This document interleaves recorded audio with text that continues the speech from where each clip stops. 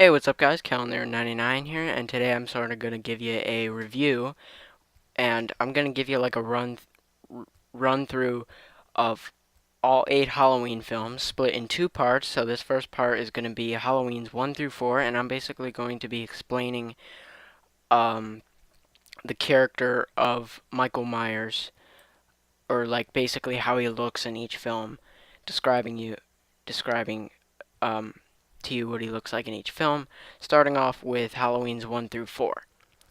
So, you'll get to see it. So, let's get started.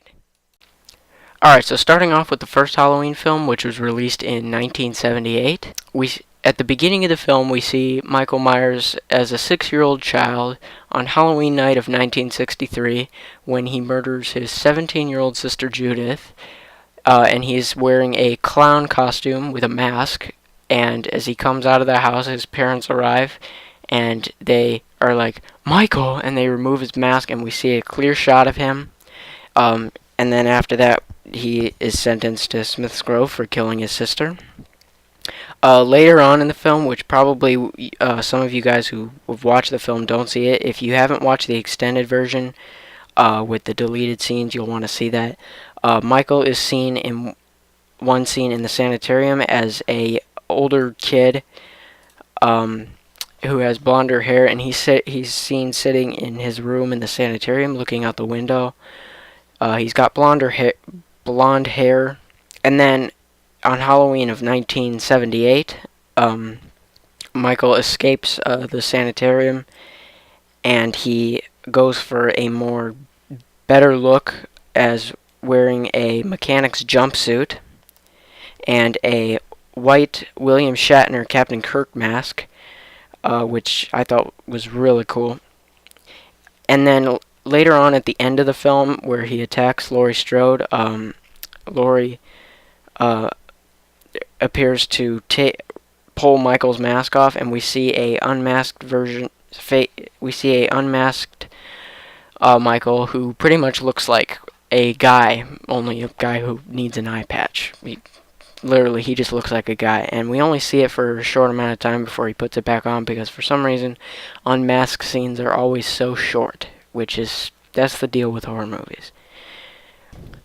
Moving on to the next film, Halloween 2, which was released in 1981. Michael Myers in this film appears to look the same as in the first one, with the blue jumpsuit and the same looking mask, but it looks a little more grungier and more evil, sort of. Like, it just looks different. I mean, it's probably the same Captain Kirk mask, but it looks, I don't know, more, I don't know how to describe it, but it's pretty cool. And then later on in the film, during either flashback or dream that Laurie Strode is having, we see a younger version of Michael, again staring out the window in the sanitarium, but he looks like Mark Hamill in this shot, which kind of looks strange. Next film is Halloween 3 Season of the Witch, which was released in 1982, and this film Michael Myers is not in, except for maybe one scene on a TV, but the point is he's not here. Moving on to the next film, Halloween 4, which is the return of Michael Myers, after him not being in Halloween 3. It appears that he was in a coma for the past 10 years since the first Halloween film, or since the events of Halloween 2. Michael is seen wearing a white hospital gown and bandages around his face with 2 eye holes, which honestly I think this would have made a better costume for Michael in this film, but oh well, what can you do?